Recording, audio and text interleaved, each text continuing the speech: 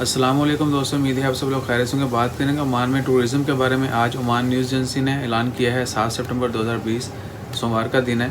Oman news agency उन्होंने announcement किया है कि जल्द जो है टूरिज़्म एक्टिविटीज़ जो हैं ओमान में वो ओपन कर दी जाएंगी और उसके लिए तमाम होटल, रेजर्ट्स और जितनी भी टूरिज़्म प्लेसेस हैं और जो भी इदारे डील करते हैं इतने तमाम सेक्टर को, उनसे कह दिया गया कि प्रिकॉशनरी मेजर्स जो हैं वो रेडी रखें, अपने आप को प्रीपेयर करें कोरोना की सेफ्टी के हवाले से और देकर जितनी भी हदायत की गई हैं कोविड-19 की सेफ्टी के हवाले से वो तमाम अपनाएं। और गेस्ट के लिए भी हदायत जारी कर दी हैं। जितने भी लोग बेशक वो लोकल हैं यानी ओमान के अंदर जो लोग हैं वो टूरिज़्म के जाते हैं उनके लिए भी हदायत हैं और जो इंटरनेशनल टूरिस्ट आएंगे उनके लिए भी।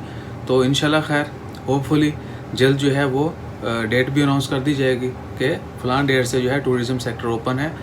लेकिन अहम बात यह है कि एयरपोर्ट्स ये तमाम इशारे हैं एयरपोर्ट ओपनिंग के, क्योंकि एयरपोर्ट ओपन होंगे तो ही टूरिस्ट आएंगे।